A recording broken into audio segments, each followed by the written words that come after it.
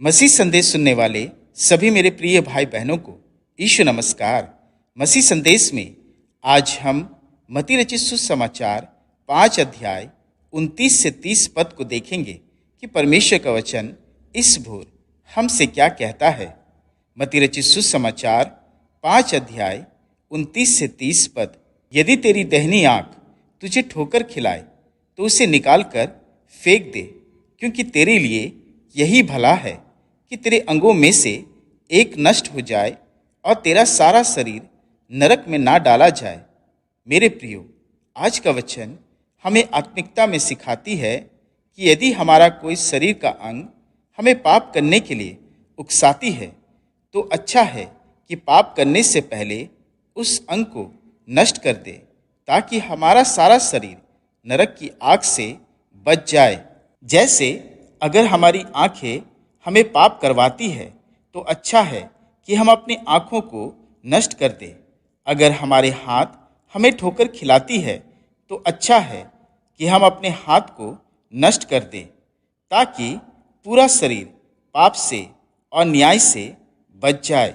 मेरे प्रियो, यीशु मसीह का यह कथन कई विश्वासियों को थोड़ा अजीब लगेगा, पर मेरे प्रियो, यीशु मसीह के वचनों पर अगर हम गौर करेंगे तो पाएंगे यीशु मसीह का तात्पर्य ऐसा नहीं था कि हम अपनी आंखें निकाल दें या हाथ पैर काट डालें, बल्कि प्रभु यीशु मसीह चाहते थे कि हम अपने शरीर के हर अंग को शुद्ध और पवित्र रखें। हमारे अंगों को नहीं, बल्कि अपने अंगों के पापों को हम दूर करें। और मेरे प्रियो, हमारे अंगों के पापों को दूर हम अपने आप नहीं कर सकते। हमें अपने अंगों के पापों को यीशु मसीह को सौंपना होगा।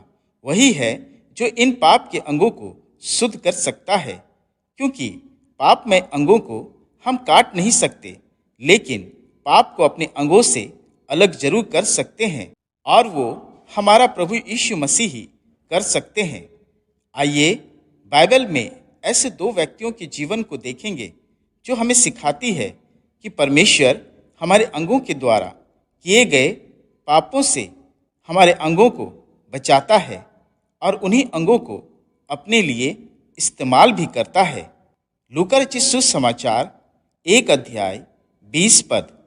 देख, जिस दिन तक ये बातें पूरी ना हो ले, उस दिन तक तू मौन रहेगा और बोल ना सकेगा, इसलिए कि तूने मेरी बातों की जो अपने समय पर पूरी होगी प्रतीति ना की।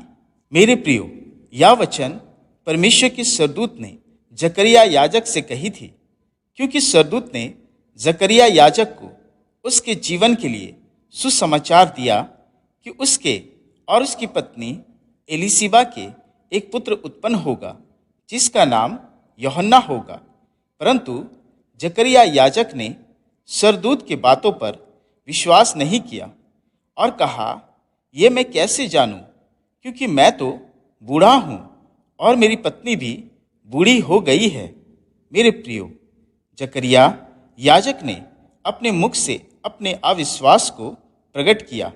जकरिया याजक के मुख से निकले अविश्वास के वचन के कारण परमेश्वर ने जकरिया याजक के मुख और जीभ को बंद कर दिया, और जकरिया याजक तब तक गूंगा रहा जब तक उसका पुत्र यूहन्ना का जन्म ना हुआ।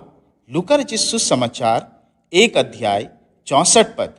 तब उसका मुख और जीभ तुरंत खुल गई और वह बोलने और परमेश्वर का धन्यवाद करने लगा।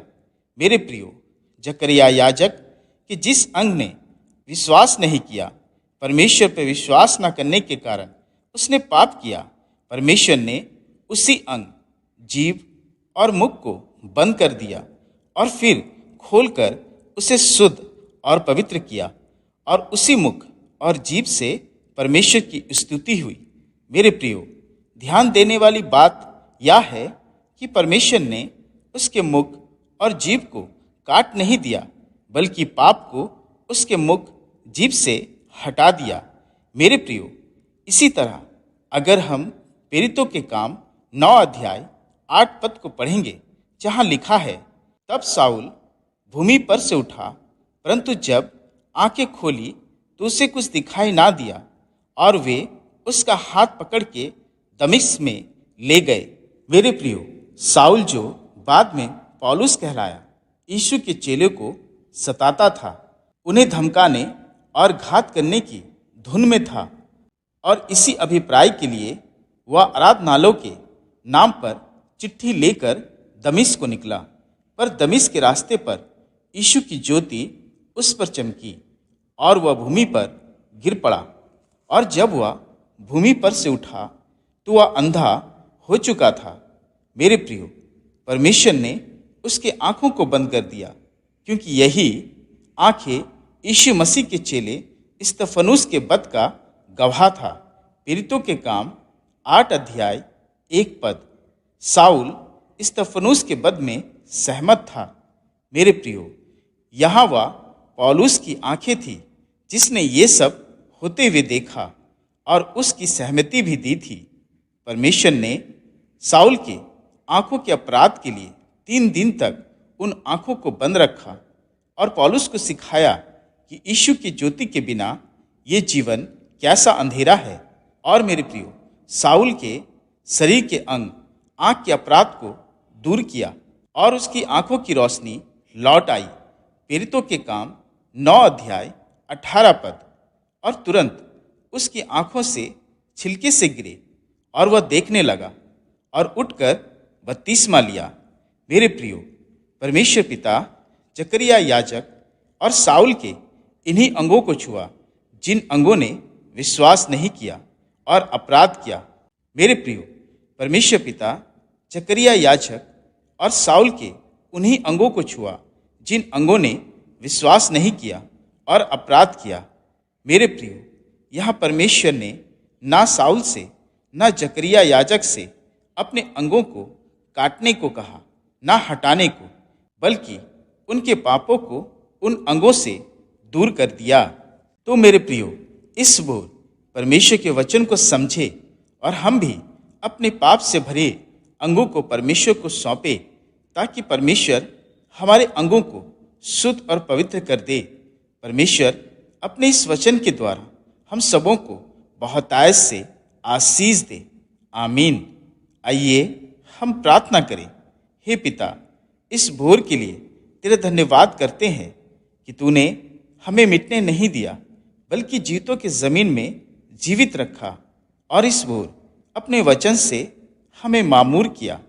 तेरा धन्यवाद करते हैं आज के वचन के लिए कि तूने हमारे पापों के अनुसार हमसे व्यवहार नहीं किया, परंतु दया और अनुग्रह से हमें संभाला, हमारे जीवनों को नाश होने से बचाया, हमारे पापी अंगों को नाश नहीं किया, बल्कि उन अंगों को सुधार कर उन्हें फिर से तैयार किया, पवित्र किया, नया किया। हे पिता, आज हम फिर से अपने अंगों को तेरे पवित्रता में सौंपते हैं। अपने आँखों को, अपने हाथों को, अपने हृदय को, मन को, अपने मुख को, जीभ को, संपूर्ण देह को, कि जहाँ कहीं भी पाप बसता है तू उन्हें निकाल बाहर कर, ताकि हमारे अंग पवित्र हो जाए और हम पाप के बंधन से छूट जाए, और उन अंगों को अपने लिए बहुतायत से इस्तेमाल कर कि वे तेरे सुसमाचार के लिए अभिन्न अंग बन जाए।